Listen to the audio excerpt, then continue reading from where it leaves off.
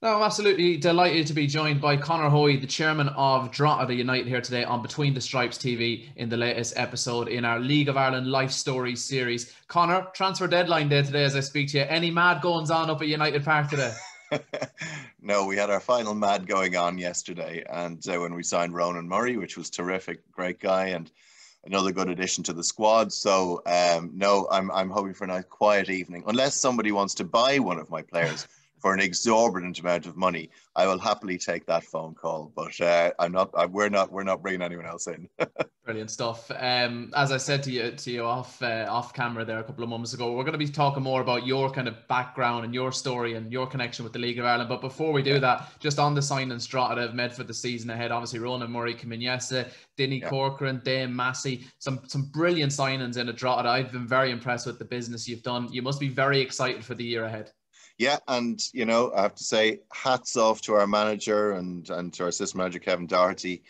They've retained some of the great lads we had from last year, Yeah. the youth, and some of the guys who've served us so well, and then they've brought in this experience and talent. I've last weekend I saw some of them on display, and young, it's just great seeing Denny, Darragh Market, Dan O'Reilly, terrific. Yeah. Like they're bringing a new dimension to the team, and you know what, they're all really, really top blokes. I When was you just going talk to to say them. that you seem to have brought in some really good characters there. Obviously, been Yeah, familiar with Daniel O'Reilly from Longford, but I've come across some of the other lads as well. Interviewed Dinny Corcoran a couple of times. Couldn't yeah, be good enough with his time. So some really good yeah, characters in the dressing room there, which is yeah. important. Yeah, that you know what, I honestly think it's about getting that blend right in the dressing room. People who are good characters who can help out. Gary Deegan as well, Yeah. who's a terrific bloke and a really good influence and a winner. And when you look at this mix of people who we've got, and then I've got then last weekend we bring on a guy who I've not really seen much, a guy called Mo Boudiaf. You won't have heard of this lad, and he played it right back just in the first half, and he's only 18. And he was absolutely terrific, right? Like he's come through our youth system, through our academy. So he was so good, we signed him up, to be Brilliant. honest with you, on senior forms as well. And so it's again, that sort of stuff almost as it makes me even more proud seeing someone like him coming in, even Yeah. them signing a big name from outside. So nice blend that we've got. And again, hats off to the manager and to Tim and Kevin, because they've identified these guys, and I think they've got the blend right. But look, time will tell, Kieran. Time will tell. No, great to hear some young players coming Yeah. through there. I think that's very important for every club. But probably a good time to ask you actually about the recent the development plan that the club is pushing in conjunction with the PFAI. Yeah. Because young players like that stepping in, they've Yeah. got 10, 20 years ahead of them in the league, but that time goes by very quickly, and maybe for whatever reason it doesn't work out, and they step out of the league and they mightn't have something to fall back on. And then obviously you have the other example of players coming towards the end. Football's been their life the last 15 years or so, Yeah. and then all of a sudden it's gone, and there's nothing there for them, and they might struggle with that. So it seems to be, if you want to tell us a little bit about the initiative, how it works, but it Yeah. seems like a really, really good idea. Look, there's no rocket science in it. We have lads here, as you say, and it ranges from an 18-year-old to somebody who's in their 30s. So it could be somebody who's been a professional footballer and is coming to the end, the latter part of their career, or it could be somebody who's still in school, who's coming into being a footballer. But, everybody needs help. It doesn't matter in what walk of life you are in terms of career guidance, educational guidance. Life is a journey of continual learning, as I always see it. No matter what age you are, you can still keep learning new skills. And so I think the way I look at it is somebody who's happy off the pitch is happy on the pitch. And if we invest with, and I think there's a resource in the BFAI, and maybe I hope a lot of players are aware of it. Dr. Emma Burrows there, Ollie Cal, of course, Stephen McGuinness and the team there. Like, there's a fantastic resource there for professional players to be able to tap into in terms of guidance, mentoring. And ultimately what I want to do is, look, I know that not every single player at Drogheda is going to, it's going to be perfect for them. But if I get a good set of players there where we end up having personal development plans for all of them off the pitch, it could be for an 18-year-old saying you're going to do a course while you become a professional footballer. It could be a 32-year-old who's retraining into a new career as they finish football. Or it could be a 25-year-old who's doing something at the moment or is looking at setting up his own business, right? It could be any element of it. But we've got great connections in the business community. The best thing is a practical example. So I won't name him, but one of our players, in one of the new players we signed, actually, and I should say is actually, bloody hell, I mentioned it, right? So his name is Colin McCabe, and he, he's our new keeper, and he's a really great guy, and he's studying accounting and finance. I think I think it's in Blanchardstown. I think he's studying it. So as an example, there's Colin, who's played in Scotland, and he's played in, he's been at Celtic, he's a top bloke. And, he's there now investing in himself to get a new skill, but he's probably going to need some assistance in how he takes those skills and brings it into a working environment. How does he get the placement in a finance firm that helps him to get a job thereafter? How does he break into the finance industry or the investment industry or whatever? So that's my background. So I'm not preempting things here, but if I might end up helping Colin to think about how he's going to move into, say, the finance world, and helping to guide him in a role that can sort of balance out against his football. So I want to use our business connections that we have in the club, along with the resource in the PFAI, to help these players to develop careers. Brilliant stuff. Let's go back to the very beginning. Your dad was the chairman at Drogheda at one stage, so I suppose Drogheda United's always been in the bloodline there of the family. What's your earliest memory of League of Ireland football and your earliest connection with Drogheda? Well, Dad was chairman in, I think he was chairman in the 60s, 70s, 80s, like pretty much every decade up till probably he might even have been chairman in the 2010s. Yeah, I think he might have been pretty much every decade at some on and off. And of course, he played for the club in the 50s as a youth. And like our family's link to football really came from my uncle was the club doctor to Stoke City back in the 50s and 60s. And I have an autograph book with all the great, Stan Matthews, Stan Mortensen, all the great footballers, 50s and 60s. My dad got to meet them through my uncle. So he was a lover of football. And of course, he was a lover of football in Drogheda. My earliest memories then, of course, was probably in the 70s, 1976. My earliest memory, it's, my friend Dan at Bowes won't like me going through this, but Bowes broke my heart in 1976 as a 6-year-old when we lost the FAI Cup final 1-0 to a Niall Shelley goal. And I remember sitting beside my dad in the director's box in Dalymount as we got beaten. And I think, the harder times, it's funny, isn't it? How you remember the heartbreak is what makes, when you have the good times, it's what makes the good times better. And as every football fan knows, you have to experience a lot of heartache, because there's more harder times than success, So, I remember that. And then, of course, I just remember we played at the Lourdes Stadium in the late 70s. I could name all the Drogheda teams from the late 70s, from Raymond Wigan and Leo Byrne. These names don't mean much to you, but Martin Murray, Gel Martin, Damien Byrne, all these great names who played at Drogheda back in the 70s and 80s. And then we had a European run at the start of the 80s. A European run, we got hammered by Spurs 14-0. It's not a run, right? But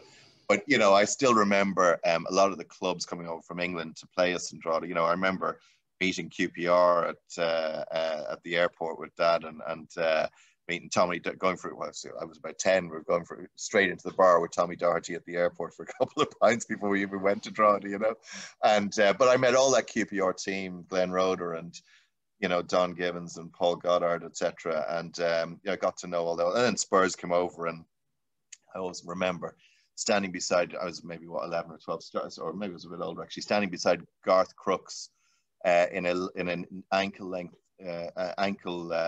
camel-haired coat, and the amount of jewelry on him. And I just remember thinking, wow, Glenn Hoddle, like these guys. Yeah.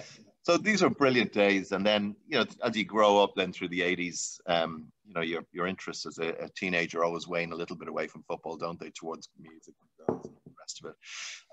And then I went off to university, and then I went to London in 91, and I was there for 23 years. So I became a sort of an overseas Drogheda fan, I suppose, really for 25 years. But I was always back and forward to games, and I traveled a lot when we were in Europe back in the 2000s, when we were in, whether it was Kiev or Helsingborg or Malmo, some of these great away games. My dad presided over the great years really at Drogheda when we won the league and all these European adventures, and we won the cup. And I think, probably the biggest memory for me is probably there's the first one where you win the first piece of trophy. And I think winning that day back in 2005 when we won the FAI Cup against Cork, and, when Fabio scored that second goal. It's funny, I was sitting next to Craig Brown, the former Scotland manager. He'd come over to watch the game. I remember hugging Craig Brown, almost crying with him as we scored and we won that. And you'll remember that when Longford won the cup and everything. You know, that day of winning the cup, you know, for the first time as a club, it meant so much. There was 12,000 Drogheda fans in the old Lansdowne Road. Myself and my brother stood with my dad, you know, in front of all the Drogs fans, and he had the cup on his head and they were all cheering his name. Much as we won the league and all the Setanta Cups and all the rest of it, that nothing would ever top that. And for all the money it cost, and let's be frank, you know, there was a lot of money played into the club. There's no point pretending it. I think Dylan, is it Dylan O'Connell down there in Cork, is writing a book about the crazy days back in the 2000s. We spent a lot of money, and I don't regret a penny of it. Not a penny, you know. And people say you bought the league. Sure, every team buys the league, you know, don't they? Yeah. It doesn't matter, you know. I mean, it's who pays the most wages and all the rest of it. And but you know, I'd spend it all over again. Not a penny, not a doubt about it, because the joy it brought to so many people in Drogheda, young and old, and what it does for the local community and the pride in the town. I think it's one of the greatest days, not just in Drogheda United's history, but in Drogheda's history. In saying all of that you don't regret it and you do it all over again. Now that you're in the position of chairman, you know yourself the struggles Drogheda went through for a number of years. There was a great concern about Drogheda out there at one stage. Yeah. So I'm sure you're a lot more prudent now that you're the man actually controlling the purse strings. Kieran, no, you're spot on. And you do live, you know, you learn from your mistakes on these things. And you know, like my dad, bless him, you know, when we won the cup, you know, he was 70, you know, and he put his whole life into it. And, you know, I didn't begrudge him spending money with those two other, you know, directors who poured a lot of money into the club. You know, it was his life's ambition to do that, you know, yeah. But I ain't doing it here at Drogheda. And what's great is you learn from your mistakes, and what we're trying to build here. And I've learned from a lot of other clubs and a lot of other good people in the league. We have to build a sustainable football club, right? Yeah. You know, and Drogheda United is owned by the members of the club. And I might be the chairman of the company and the chairman of the trading company, etc. But ultimately, we've got a fiduciary responsibility to make sure that we manage the club prudently. So, since I've come in, a couple of years ago now, you know, we've taken the debt down pretty significantly from over 400,000 down to certainly sub 150, and we're going the right direction. So, you know, I think that's made the FAI happier, which is good. And it's made everybody who runs the club happier, and we are very conscious of you know, not overspending going forward. So, and you know, you talk about sustainability. I mean, that's what every club needs to do in the league. You see, the problem with benefactors, and I you know, don't get me wrong, as I say, I'm coming from the point where we were, you know, a benefactor model as a club. Is benefactors aren't there forever. My dad's not here anymore, you know what I mean? And the other guys who invested aren't here anymore. And it's lovely having benefactors, but there's a risk in having a benefactor, you know, and because they don't last forever, you know. So we all have to be sustainable. And there are plenty of clubs out there who are benefactor owned and run, but they're run prudently as well. And I know a lot of the other chairmen who own the clubs, but they're not living beyond their means. They're running it like a business. Yeah. And let's face it, it is a business, you know. It is a business, you know, and we're not here to rack up losses and have somebody write a check at the end of the day because we've run out of cash. That's not sustainable. So you're right. I spend Drogheda United's money like it's my own, and that's the best way to put it.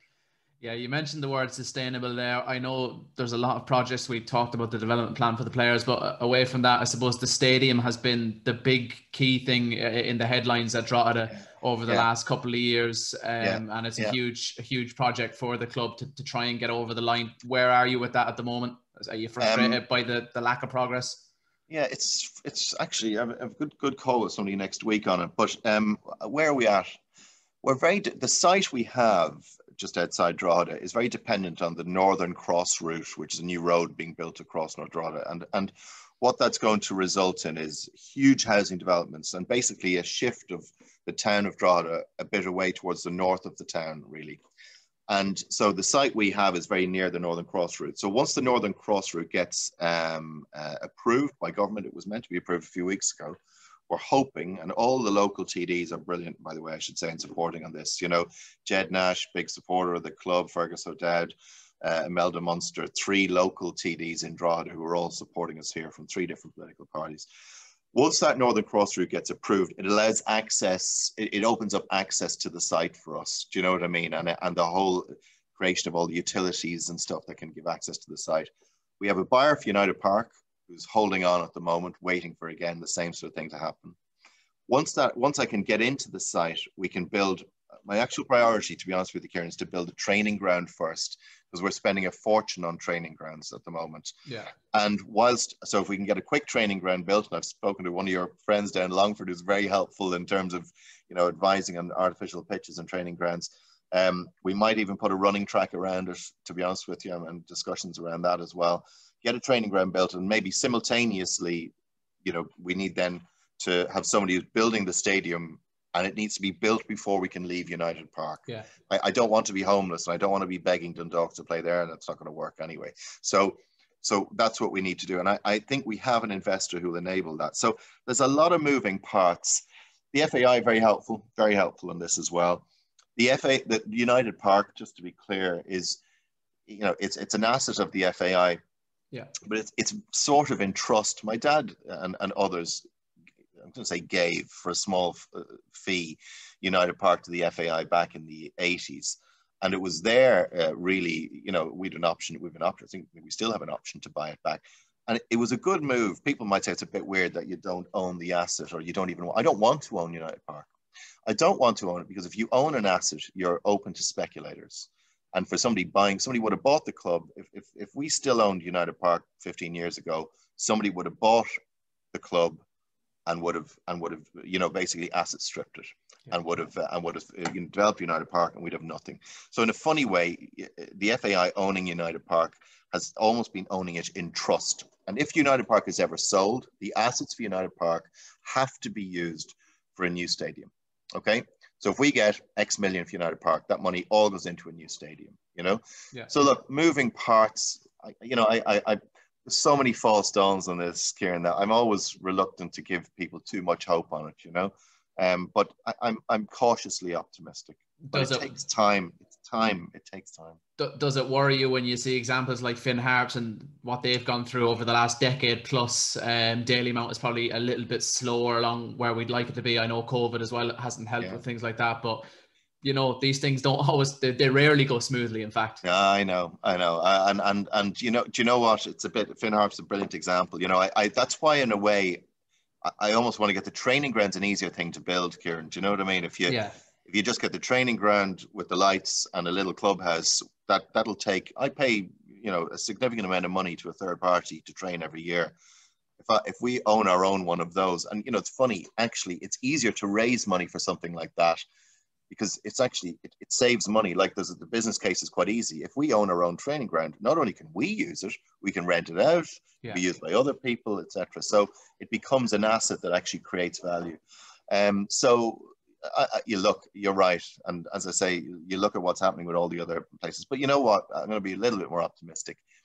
I do feel that League of Ireland football generally, I know this has been said many times over the years, is on an upward trajectory. I think you can sense it. We can all sense it a little bit. We know it's got its difficulties. There's a new regime in the FAI. I'm impressed with everything I've seen from Jonathan Hill so far. I think he's a good guy. I think he gets the future of the league. If this league had 5 more stadia like Longford, I'm going to see, you know what I mean? And I mean that, and hats off to Jim and everybody down there. 5 more stadia of that quality, I think it would transform everything, to be honest. Yeah, I think that when you speak to League of Ireland fans, we're not looking for big 20,000 shiny stadiums that are going to be empty and devoid of atmosphere, because you see that even a good example, Lingfield obviously playing in Windsor Park. It's fantastic to go there on an away day, but you're kind of there then, and a big empty vast stadium, and you're like, I'd nearly rather be in a tight little 5,000 seater stadium and have it packed out and have the place absolutely hopping. So you're exactly right. If clubs could get just nice tidy facilities that would look good on television as well, everyone will be happy with that. That's it. I think the capacity for Dalymount, It's not huge. Is it No, 7,000? yeah, I thought in around 7 or 8,000. Yeah, You see that? I mean, and look, that we all know the fan base there is terrific, but 5 or 7,000 people packed into Daily Mart is the night is a what a night out. And it's the same with it's same with any club. If we have 10 or 15 League of Ireland clubs which have got 5 good quality 5,000-6,000 seater stadia and they're packed every week, we have a fabulous product. A fabulous product. 100%. And we don't need to go. We don't need to build, as you say, these white elephants around the place. We don't need them. 100%. Yeah. You mentioned the stadium there. Obviously, I'm not familiar with the area, so you'll have to forgive my ignorance. But obviously, when you go to United Park, look, we all know United Park has probably reached its peak. It needs shelf life, I think. Yes, exactly. That's a much more better way of putting it. But at the same time, I always enjoy going there, parking the car up, walking up the road, and there's fans around, and there's a buzz in the air, and you can see the floodlights. I enjoy all that, and from an away point of view as well, if you bring a couple of hundred fans under the shed, you can make great noise there. I love all of that. In terms of the new stadium, it sounds like maybe footfall mightn't be. Can people walk to the stadium is what I'm trying to ask, or is it more of a greenfield site, as some might say? Yeah, well, again, it sort of depends on the change in this, as I say, it depends what time horizon you look at. If we look 10 years out, there could be another, I don't know, 10,000 houses built in that area. So if you take the longer term view, you can see it. It is, a couple of kilometers outside the town centre, if you want to call it that. And it is always going to be a little bit trickier. You're right, and because that is one criticism. Nearly a lot of people praise the Bishopsgate Stadium, and they're dead right. It's a fantastic facility, but a lot of people say it's just that little bit far outside the town. They'd love to be able to go into Longford, have a couple of drinks, and walk out to the stadium, but they can't do that. Yeah. It's what. There's no easy win on this, is there?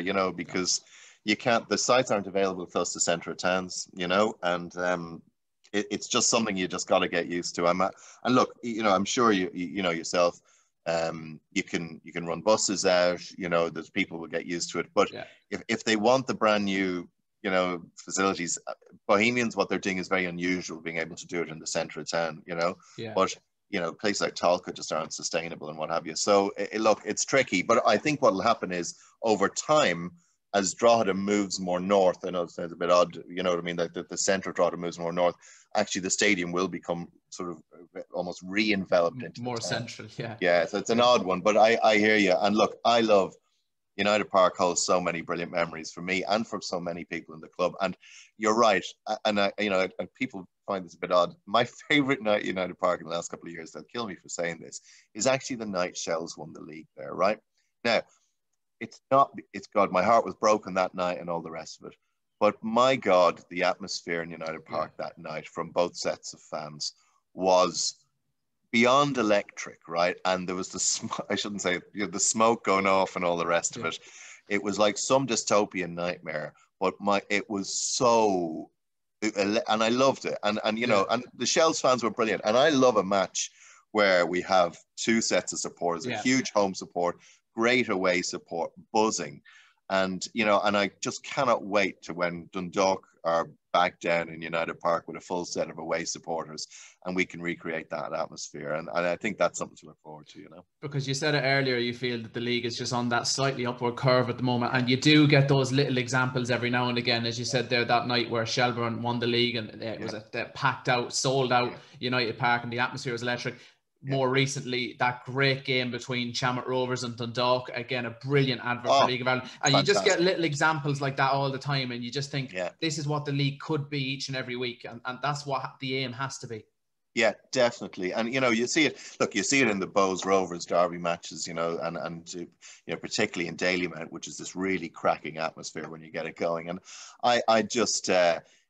it's not going to happen overnight, but you can see every club is improving. You might have looked at clubs even 5 years ago, and you could sort of look around the quality of, I suppose, the way they were run. To be honest with you, and I can see that most clubs, and I know that pretty much people involved in every club in the country now over the last few years, and without exception, I can say that every club is well run, honestly. And I think there's just good people everywhere, and it's not just the brilliant volunteers who've kept clubs going over the years. The social media side of things is so Huge. much better than it used to be.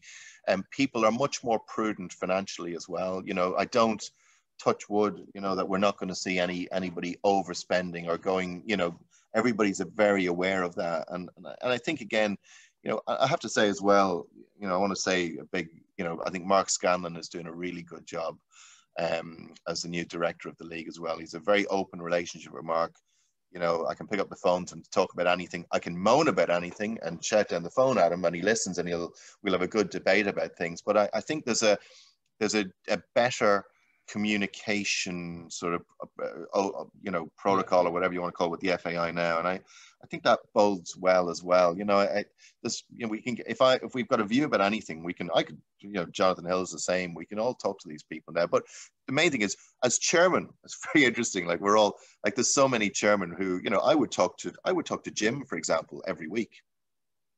You know, Jim Hanley at Longford. You know, we'll just pick up the phone for a chat. How's it going? You know, and that, you know, we're all in this together. Like, that's the thing here. And, you know, there used to be a time where there'd be a lot of clubs, you go like, I'm not going to talk to him. Most clubs now, I'd pick up the phone to anyone there and just say, listen, I want to chat to you about something. And I think that feels like there's less of a them and us. Do you know what I mean? I think there's much, and you know, I had such a great experience in the first division last year. Well, that is going to be my next question, to be honest. Obviously, you were almost spearheading the FDA. You mightn't like me saying that, but you were always seen to be the one. The headlines always seem to, you were the spokesperson as such. Yeah. And I know when we had you on the podcast last year, you spoke very highly of the other chairman in the first division and your working relationship. You're now a member of the Premier Division Alliance. Yeah. And this is what I always find slightly strange. You're the perfect man to ask. You played a big part in the First Division Alliance. Are the ties just cut now and you're a member of the Premier Division Alliance? It just seems strange to me. There's only 19 clubs in this country. Why can't we have one organization? So I love where you're going with this, because, you know, I do have a little WhatsApp group, which is what I call it, the League of Ireland, or what do they call it? I can't remember. Club. It's all clubs on it. You know what I mean? So I've got a rep from, I think, 15 or 16 clubs on this little group where we exchange things. It could be a view about, you know, I don't know, it could be something about Watch LOI or, you know, anything. It could be, you know, something about competition structure or whatever it may be. So I fundamentally believe we should have one group of clubs. I don't. And here's the thing for me is, I hope that next year, this is a hope, I don't know when it's going to happen, we're going to move towards a different type of structure in the league, actually, in terms of how the league is playing format of the league. Are you thinking are you suggesting one league there? It might have an element of that. Look, there's lots of options. There's no point. Anything I say now is just my views, right? But, you know, we could have something like, for example, every club in the country playing each other once, and then we split into 3 leagues, if you see what I mean. You know, you could have something like that. Or you could have some element where we have a Premier and a First, and then, as we had, I think we discussed before, into split leagues. So the top 6 break out into a top 6. A middle 8 go into what I call a middle league, which becomes about promotion and relegation, if you see what I mean. And then the bottom 6 go into a shield type competition or something with a prize in there. So, you know, I think we need to have more fluidity between them, because actually a lot of the clubs in the First Division, I think they've had a bad rap over a number of years. You look at how well clubs let's just look at the First Division for a second. Shelburne, right? You know, phenomenal investment into the club. Yeah. Just look at the backroom staff that are in there now with you know, even at academy level they have. Yeah, that's what I mean. Fantastic, you know, people working there. I mean, Jesus, Andrew Doyle is making some phenomenal investment there. The squad again, Alan Reynolds with Morris. You know, I mean, right. So there's Shelburne, Cork. Look, we don't have to. You know, we all know what a huge, probably one of the biggest brands, if not the biggest brand in League of Ireland football. Certainly the biggest social media following is Cork, you know. And then we've got obviously Galway, you know, full-time setup in Galway, you know, with John Caulfield and the boys down there, the Comers behind it. And then we've got really well-run clubs. Like, I mean, Bray, my dark horses for the league this year would be definitely Bray. Niall will hate me saying that. And then you've got, Bray, you've got Cove, Bill. I mean, what a job Bill is doing down in Cove. Yeah, right? we spoke to Bill on the podcast last year. Some great ideas for the future of Cove. He's top bloke. Like, and it's not just him. He's got a great bunch of people down there around him as well. And they are doing everything right with building a community presence, with building links with local football, with links with local businesses. And they are on a brilliant trajectory there down in Cove. And, again, even, Wexford and Cabinteely are all, again, doing their damnedest, right? And Athlone as well. I forget. Michael will kill me if I don't mention Athlone. But you mentioned it earlier. It fits in nicely the way maybe a couple of years ago there was clubs you were looking at and you were wondering where they go and what are they doing. Athlone was definitely one of them. They were really stuck in a rut after they got relegated. And we know some of the bad headlines they had off the field. But you look at them obviously the improvement last year when they got to the FAI Cup semi-final. And now you see this year some of the players they've brought in. They've put the gym in at the training ground. They've got the new 4G pitch. They're really on the up at Athlone, and it's such a shame they can't get fans in. They have all the foundations brilliantly done. They've been doing the bingo in the car park, making money at that, reinvesting it into the club. You're right, the gym, brilliant, the pitch, the facilities. And you know what? And in fairness to John and Michael down there, they've done it right. They didn't spend much money in the last few years. They're investing a little bit this year. But again, they're being prudent. And of course, we're not even mentioning the sleeping giants in Limerick. So what we've just done is gone through a whole list of clubs who, quite frankly, the majority of who could be Premier clubs next year, right? And would not be out of place. So what we see is this thing that, you have this massive gap between the Premier and the First. It's nonsense, quite frankly. You saw it. Look, you saw it when Longford played Shelbourne. You saw it in any of the playoffs every year. So look, I think it's unfair to keep seeing that what I call it, drawing that distinction between the two. We are League of Ireland clubs, all of us. And I think we have to start treating people a bit more equally. And I think we have to start building greater bridges between the two leagues and having, for example, I think instead of having a PCA and a Premier Club Association and a First Division, we should have one. So I completely agree with you. Yeah. And obviously recently we've seen a new club come into the league, Trhe United. There was an application from a new team in Dublin. There was talk of other clubs around the country as well, maybe having hopes of applying into the League of Ireland. Yeah. If we are going to move more towards, maybe, I know you've said it's not exactly one league, but something along those lines, is a pyramid structure something that really needs to be looked at? Because if we're going to have one league, you're going to have other divisions feeding into the League of Ireland to continue. Yeah. If you look at the map of Ireland, there's huge gaps there everywhere. If we want to make it a national league, we need more representation, really. Yeah, definitely. I completely agree with you. And there are some clubs in the league at the moment who might prefer to be in a level, if you see what I mean, a lower level. Do you know what I mean? And that's okay. Do you know what I mean? This is the point. If you have that pyramid structure, it means that being in the League of Ireland isn't the be all and end all. You look at how, I'll just pick another club as a really good example. St. Machta's out in West Dublin. The guys, really good club. Really good quality players there, right? Really good quality, great facilities, brilliant people running the club. So you look at somebody like those as being I'm going to say the level underneath. Do you know what I mean? Underneath the league. And so there are top quality clubs around the country to create that pyramid structure. Maybe we have to move away from, I know people hate this, the Leinster Senior League and the Munster Senior League. Maybe we need to look at some sort of amalgamation, or maybe it is, those leagues coming into another structure before it goes into the league or something like that. So I'm with you on that, definitely. But I suppose it all comes back to finances, though, doesn't it? Because the argument from those sort of clubs is, why would we go into the League of Ireland? It's going to cost us at least 100,000 to run a team. We're going to get 20,000 prize money. Yeah. Where's the other 80,000 going to come from? Yeah, but it doesn't, certainly if there's more money generally coming into the league from sponsorship and all the rest of it, that you'd hope there's more money generally. But it doesn't, you can run a club reasonably low cost, right? We've seen it with other League of Ireland clubs. I know myself looking at budgets all the time. I know where my money is spent. And of course, there's some costs you can't avoid, like insurance and, match night costs. But these clubs are run by volunteers. We're not all employing, you know, and you can be amateur players at those levels where you're just paying expenses. There's some really good clubs, well run, can be clever, can use their facilities, whether it's a car park or even in Drogheda Town. They're doing a Drogheda Town in Drogheda, which would be, you know, again, a club slightly beneath the League of Ireland level, you know, where they're using their facilities for the new driver test centre in Drogheda, you know, they're making money out of that. So yeah, clubs can be clever in how they can make money, and it doesn't mean that it's going to cost a fortune. You know, I feel sorry for certain clubs where they don't have their own facilities.